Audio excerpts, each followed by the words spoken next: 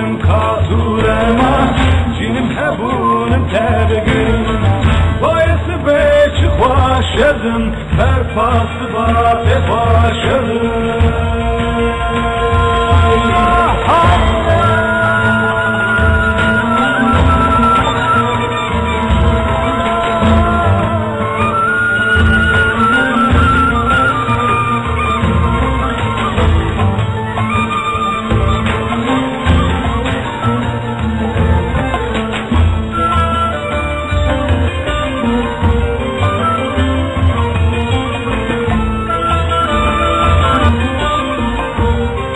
Kimler yaşamadı ki o hanlarda, çarşılarda?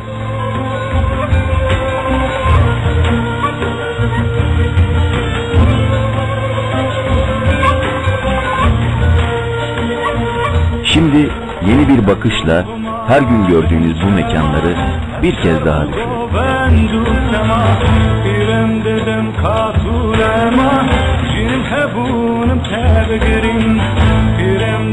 katurema cinim hebunum tergin bayısı beçi hoşedin berfası batı hoşedin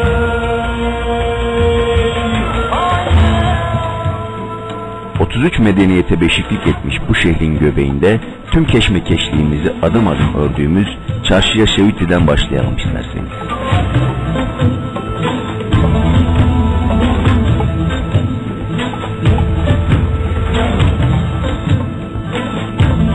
Çarşıya Şeviti, içinde dolaşmadan giriş kapısında mekanı olan ve en az bu çarşının 80 yıllık geçmişine tanıklık eden Muhammed Aydın. Kendisine verilen kimliğinde doğum tarihi hanesinde ay ve gün kısımları sıfırlarla yazılmış. Muallidine ise 1328 yazılı Muhammed Aydın belki de Çarşıya Şeviti'nin yaşayan en yaşlı tanığıdır. Kim bilir? 60 sene, 50 sene, 60 sene ya. Muhammed Aydın, Çarşıya Şeviti'de yaşadıklarını nostaljik bir esinti içinde bize ve dolayısıyla sizlere anlatıyor. Köyde tabii çiftlik sürürdük, hayvan meyvan besliydik. Orada sonraki biz ile rejberdi, tabii hem çift, hem efendim, ekin, hem bağ, ile bir şey yapıyorduk, biz rejberdi. Buraya geldim, işte böyle bu dükkanı demek kaç senedir, 60 sene, 50 sene, 60 seneye en buradaydım, burada oturdum.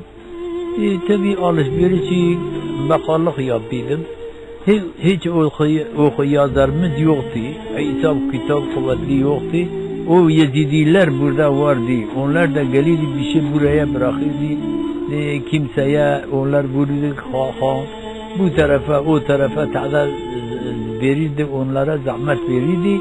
Fakat dedi ki bazı diye ki gel Müslüman ol. Dedi ben de diyem ki nasıl? Siz bize hakaret yapıyorsun.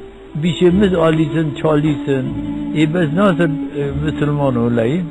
Onlar bana öyle söyledi. Ondan sonra ki bir şey eşyayı buraya getirirdi. Ben onu eşyayı da kaldırırdım, buraya koyardım. Onlar gelirdi, götürürdü, memnun olurdu. Böyle yani eşya da yoktu ha bazı. Yani dükkan boştu da gene elhamdülillah. Yani günde bir defa, iki defa siftah yapıyordum, yapmıyordum.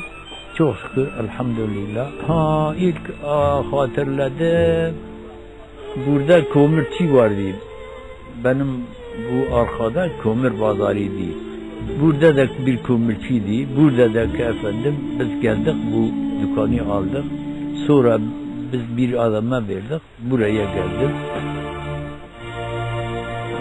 Geçmişte ahşap barakalar şeklinde inşa edilen çarşıda sık sık yangın çıkması nedeniyle Çarşıya Şeviti olarak anılır olmuş. Çarşıya Şeviti'nin içini dolaşırken Muhammed Aydın'ın şurada kömürcü, şurasında bakliyatçı vardı dediği yerlerde şimdi genellikle ya ayakkabı satan esnaflar ya da hazır giyim dükkanları yer alıyor. Ya Çarşıya Şeviti eski zamanında ben de görmedim. Tabii Çarşıya Şeviti bu.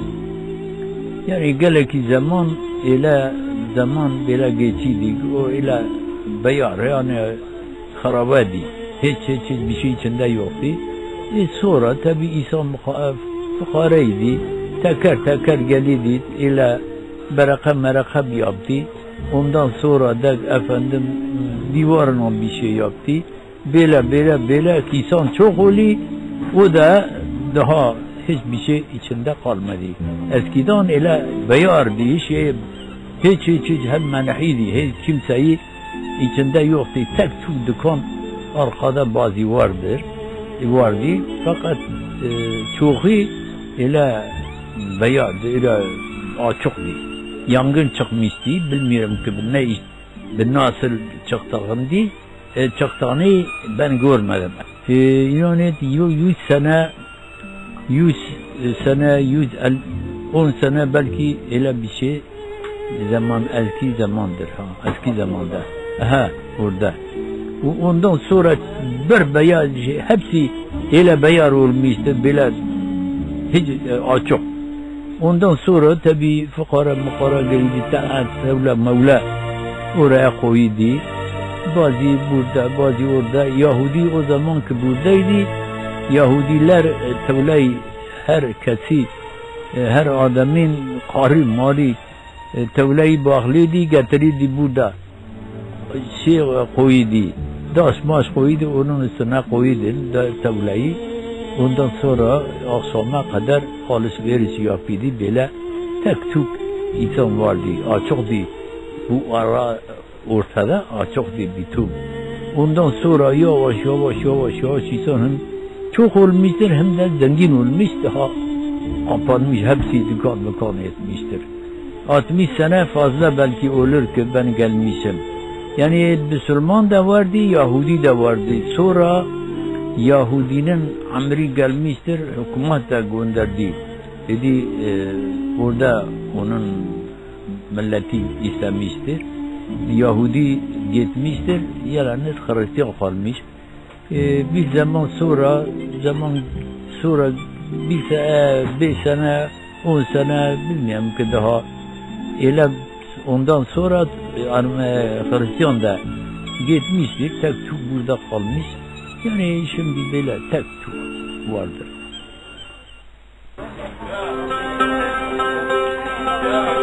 Eşarbı eskimiş annelerin, gelinlik çağı gelmiş genç kızların.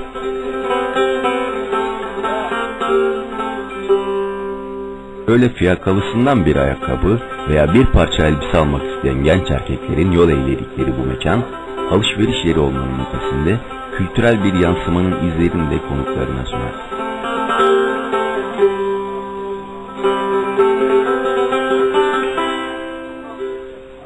Ulu Cami'ye komşu bu mekanda bir tarafta mistisizmin kültürel izlerine rastlarken,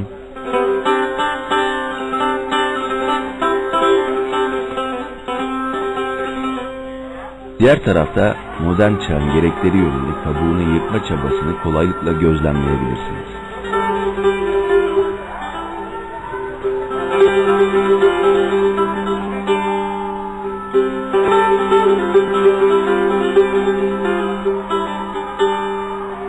Çarşıya Şevki, belki de tarihinin hiçbir döneminde kendi adıyla bu denli özdeşleşen bir mekan bulamazsınız.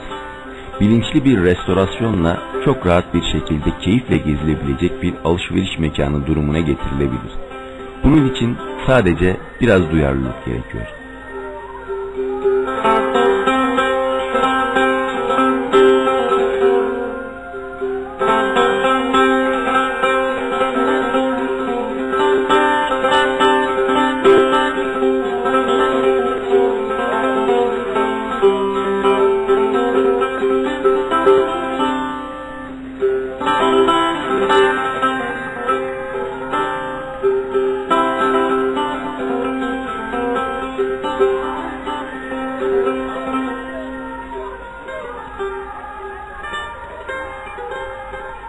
Bu çarşının yangın olan isminin aslında bilinçsiz kullanım ve değerlendirmeden ötürü her geçen gün Diyarbakırlı'nın kesesinden bir şeyler eriten işlevsizlik abidesi olduğunu görmek için daha fazla beklemenin bir anlamı var. Buna siz bir yorum getirin.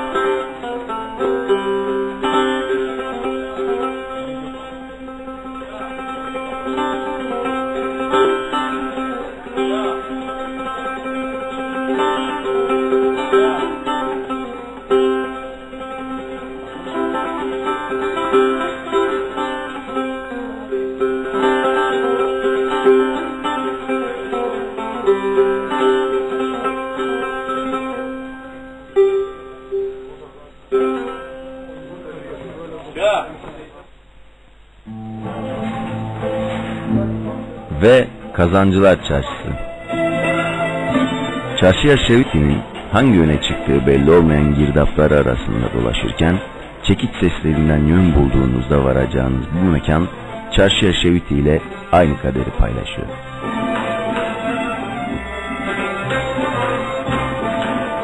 Dükkanların önlerine rastgele sergilenmiş bakır ve pirinçten yapılma nostaljik ürünler boynu bükük bir şekilde uzanacak elleri bekliyorlar.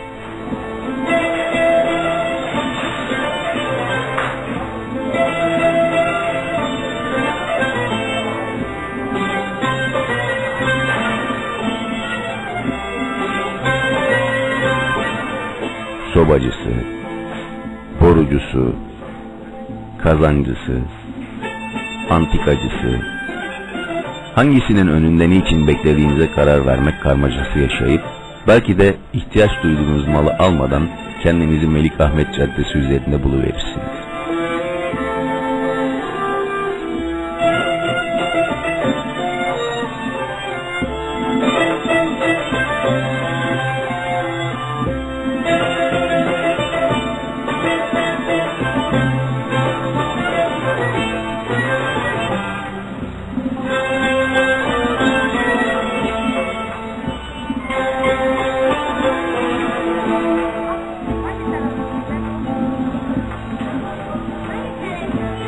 Niye böyle olduğunu bilmem söylemek gerekiyor. Bu görüntüler kendisini yeterince anlatıyor.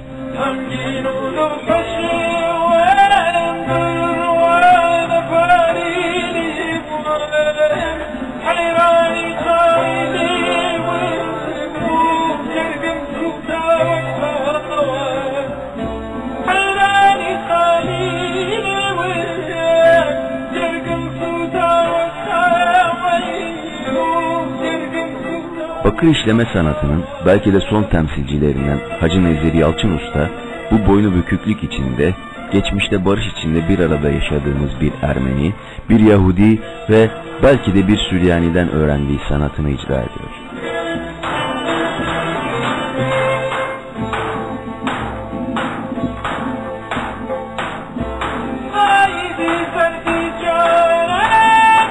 Genellikle geçmişe özlem duyanların uğrak yeri olan mekanın önünde dev kazana kulp takmaya çalışırken kimin hangi ihtiyacına cevap verdiğini bilmiyor artık.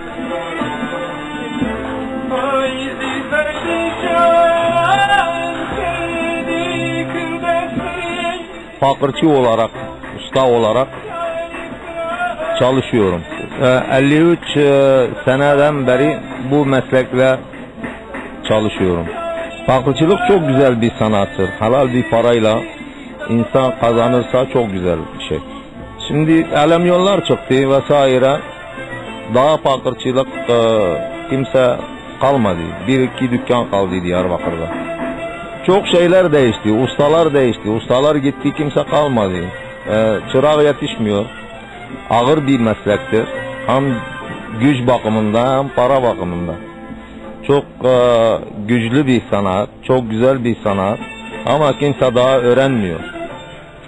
Nezir Usta yalnız olmamakla birlikte aynı sanatı yapmakla uğraşan antika meraklılarının nostaljik duygularına hitap eden son temsilci gibi.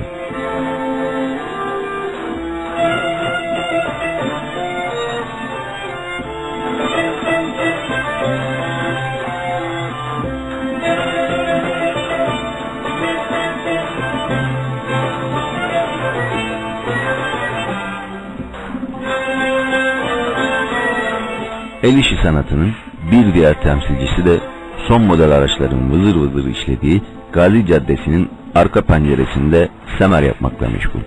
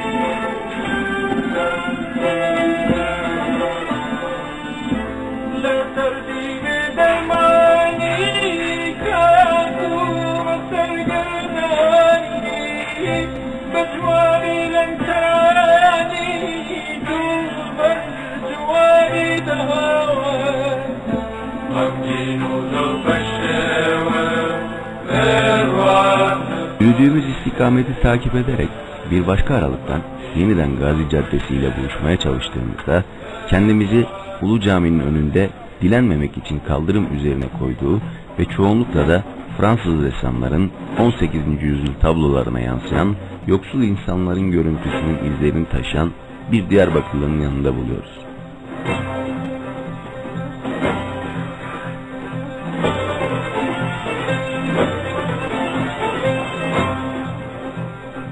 Buradan Hasan Paşa Hanı'na gitmek istiyoruz.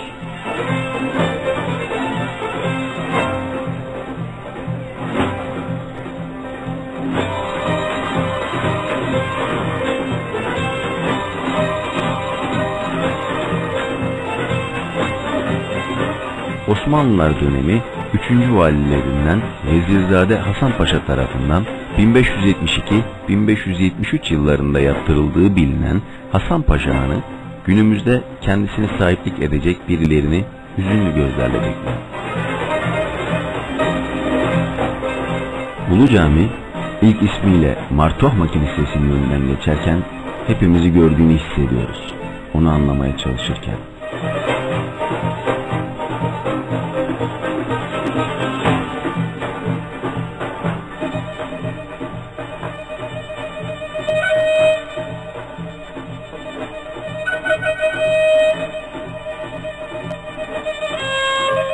O bizi görüyor ama bizim onu gördüğümüzü ne yazık ki söylemek mümkün değil.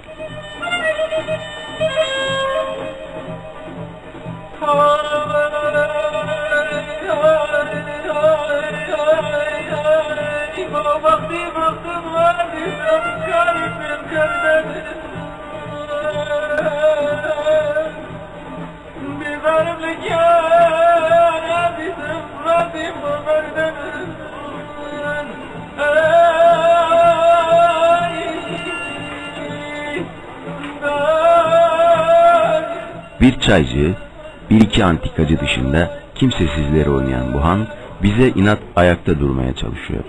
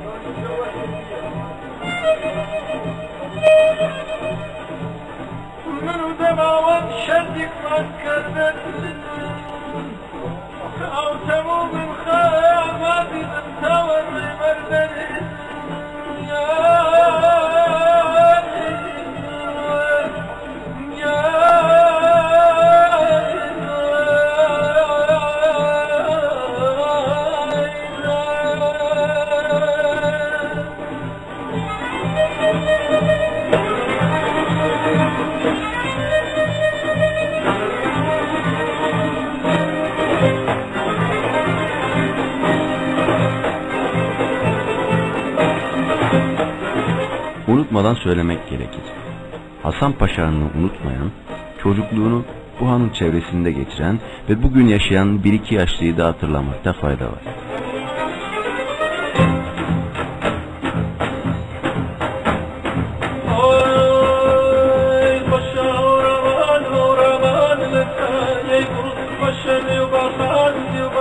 Seksenine merdiven dayadığını söyleyen Sabri Taş, hanın 70 yıl öncesine giderek bize anlatmaya çalışıyor. Ben burası gördüm, burası Han'di, Han. Biz karnoluk yapıyordu, hayvan sende, üzüm getiriyordu, bestil getiriyordu, nar getiriyordu, buradan satılıyordu, burası bu havuz dolu suydu, üstüne gidiyordu, bu yukarıda 10 kuşlar gece odada yatıyordu. Eşek de 5 kuruş gibi boştur. Biz hayvan bırakıyordu. Ben böyle gülmüş. 80 yaşında var. Ben nüfusta küçüktüm fakat beni küçük yazmış. Ben 80 yaşında var. Burası haldi.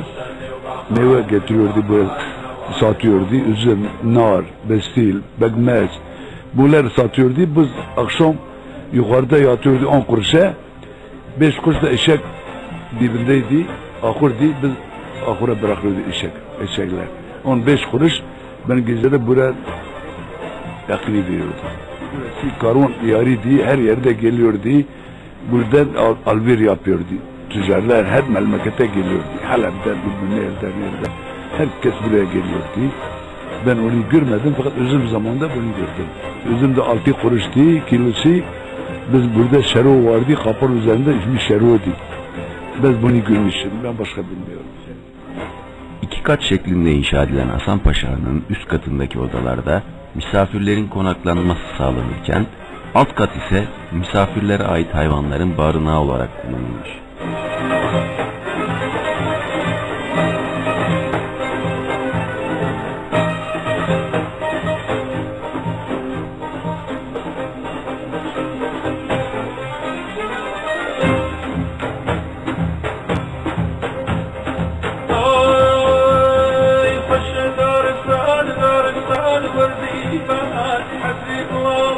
Dönemin ihtiyaçlarına göre farklı işlevlerle kullanılmış bu handa, şimdiler bir çaycının mekanı eylediği yerinden arka sokağa çıkılıyormuş.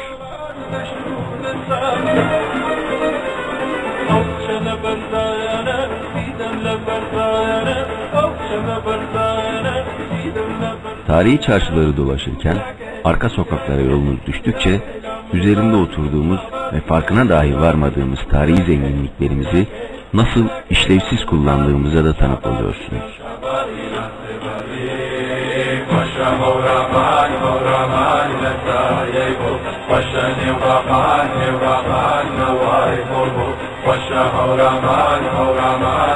Burası yaygın ismiyle Marangozlar Çarşısı ya da biz diyelim Tabureciler Sokağı.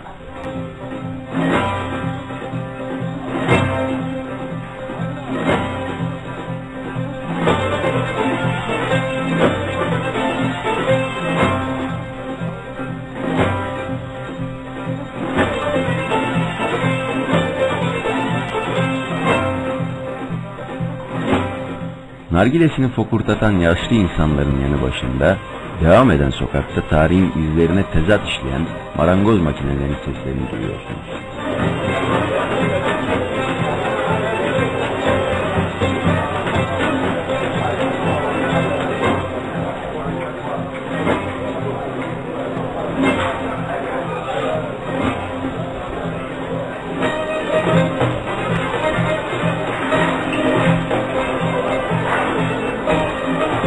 Çırağından ustasına kadar kepek tozuna bulanmış bu sokakta, toza bulandığımız şeyin tarihimiz olduğunu farkında bile değiliz.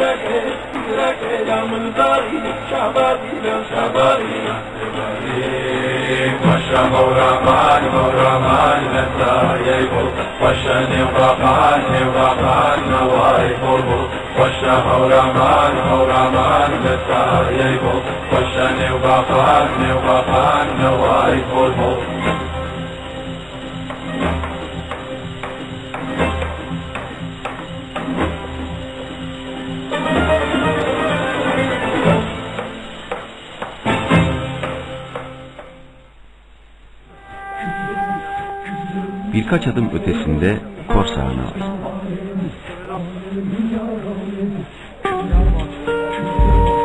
Buranın bir han olduğunu nereden bileceğiz?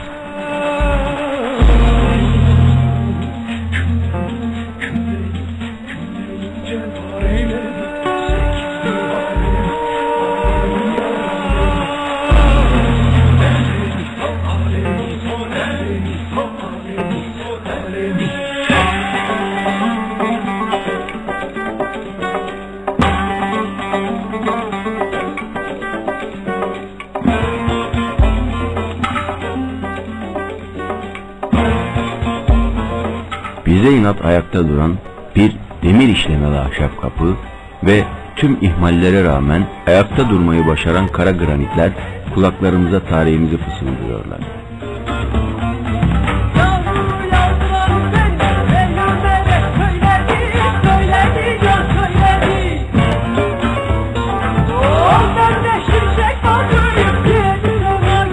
Çekçekçilerin çekçeklerine emanet ettikleri kediler ve kuşlar dışında buranın başka da sahibi yok.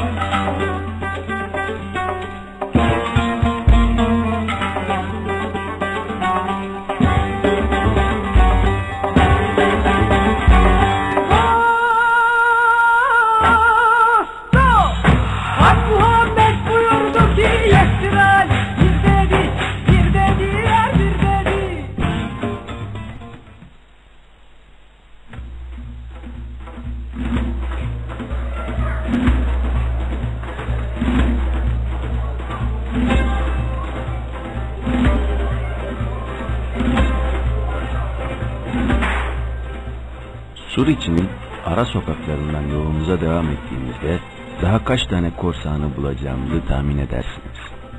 Hepsi hüzünlü, hepsi ihmalkarlığımızı yüzümüze vuran, hepsi bizi geçmişimize davet eden gözlerle bizi bekliyor.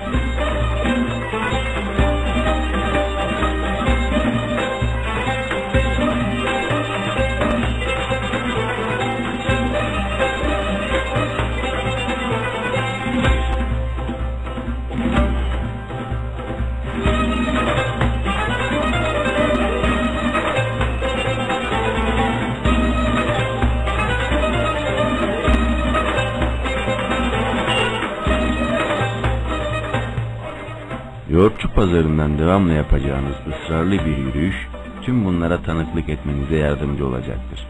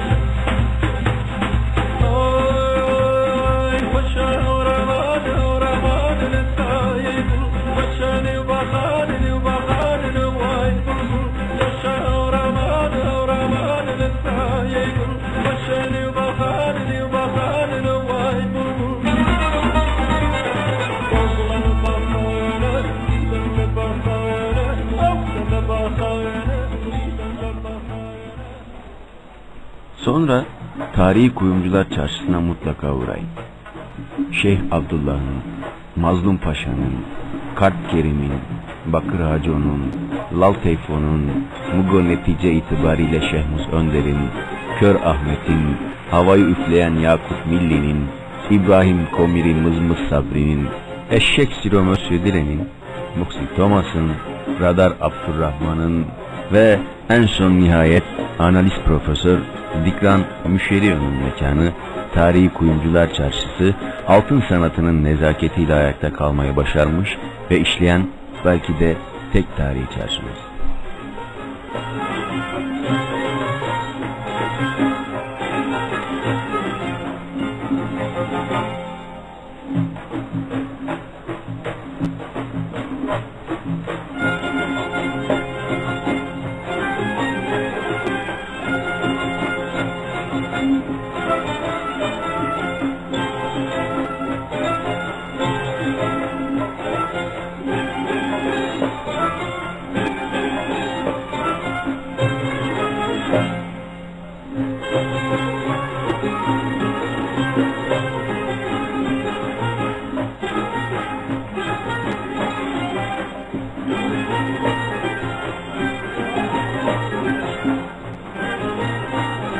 Toplumun kültürel değerleriyle birlikte ayakta kalmayı başarmış bu mekanın müdavimleri çoğunlukla ziynet eşyası beğenmek üzere çantasını koluna takan gelin adayları ve onların refakatçileri yaşlı kadınlar genellikle.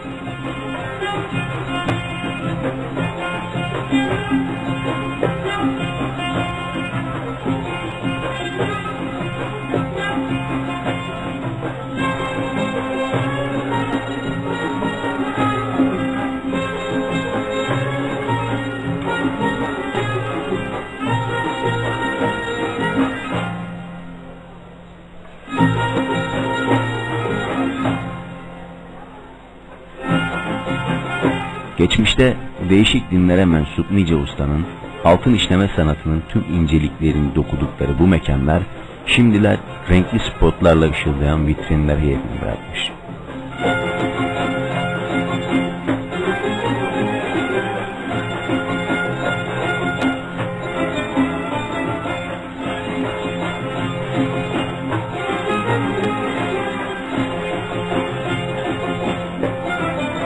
Diyarbakırlı ustalara özgü hasır işleme sanatının son temsilcilerinden Kör Ahmet'in torunu Selahattin Şengül Usta sanatın inceliklerini anlatıyor. Mesleğim sadece bu hasır bilezik, Diyarbakır has olarak, özel olarak Diyarbakır'a ait olan bir bileziktir. Bunu ne Maraş'ta yapabilir, ne İstanbul'da yapabilir, ne Ankara'da, kimse yapamaz bunu. Çünkü bu bize ait olan bizim babalarımızdan da dedelerimizden kalan meslektir. Benim babam bu çarşıda kuyumcuydu. Dedem bu çarşıda kuyumcudur. Şu anda benim abim kuyumcudur. Böyle çorolarımız. Bunun dışında başka bir şey bilmiyoruz yapmak. Tabii yaparız ama biz yapmıyoruz yani. Biz bununla alışmışız, bununla devam ediyoruz. Bu tel halinde olan bir şeydir. Bunun olayında makine olayı yoktur. Sadece teldir. Hepsi elle yapılan iştir. Şu şekilde tel halinde 3 tane tel takıyorsun, kaynatıyorsun, üzerine giyiyorsun. Sadece böyle bir tek hasır bileziğin meydana gelmesi için 3,5-4 saatimizi alır. Bu sadece işlemesidir. Altı bunu örserimizin üzerinde, çekicimizin üzerinde değişik çekicimiz var. 100 gramlık var, 250 gramlık, 350 gramlık çekicimiz var. Çekiciden döküyoruz bunları. Bunu 45 veya da bilemedin 50 dakikada döktüğün zaman şu hale gelir. Bakın. Şununla burası bir değil. En olarak fark ediyor, şu olarak fark ediyor. Dövdükten sonra bunu boy olarak kesiyorsun. Artı anahtarına geliyorsun. Şu anahtarların gülleri 8 tanedir. 8 de burada var. 16 tanedir. Ondan sonra bu anahtarlar tek tek elle işleniyor. Tek tek ölçümleri vardır, tek tek kalıpları vardır. Kaynatıyoruz kendi kendilerine. Efendime söyleyeyim bu şekilde kapatıyoruz. Sürgüsüdür, kilididir. Meydana gelen bilezik bu. Diyarbakır'a ait olan hasır bilezik budur. Gelelim kalemine. Bunun kalemini de herkes kalemini atamıyor. Belli ustalar vardır. Sadece kalemi değil, anahtarı da. Kimi anahtarlar döküm geliyor, kimi anahtarları elle yapıyor. Mesela biz alışmamışız döküm yapmayı. Biz sadece elle yapıyoruz. Şimdi belli bir zamanın içinde bu bir ara piyasadan kalktı hasır bilezik. Niye kalktı? Buradan Ermenilerin çoğu gitti. Şimdi bu meslek gerçekten bakarsansa Ermeni. Şu anda elimde liste var. Bakın burada Kaç tane Diyarbakırlı kuyumcu var? Kaç tane Müslüman var? Kaç tane Hristiyan var? Şurada liste var elimde. Aşağı yukarı bak 1900 ne diyor? 1938 yılının kuyumcuların ismidir bunlar. Dernekten almış olduğum isimlerdir. Aşağı yukarı burada 50 tane kuyumcu varsa 45'i Hristiyandır. Ermenidir, gayrimüslimdir. Biz onlardan bu mesleği kaptık. Gerçeği onların mesleğidir. Hani tabi göstermiyordur ama biz sağından solundan kırparak bakarak bir şeylere oyla getirdik ortaya getirdik. Hey, onlar kadar yapamadıksa yine onlara biraz benzer.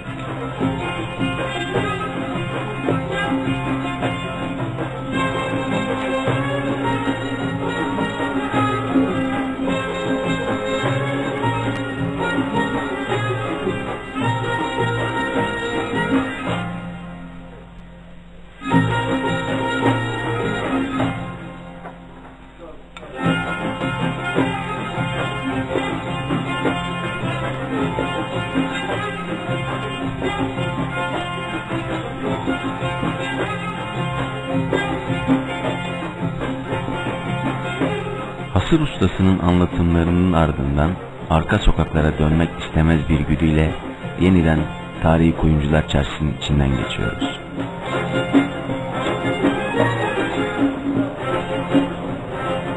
Ama nafile, tarihi zenginliklerle bezenmiş bu çarşılardan dışarıya açılan kapılar bizi ihmalinden vurduğu sokaklara çıkartıyor.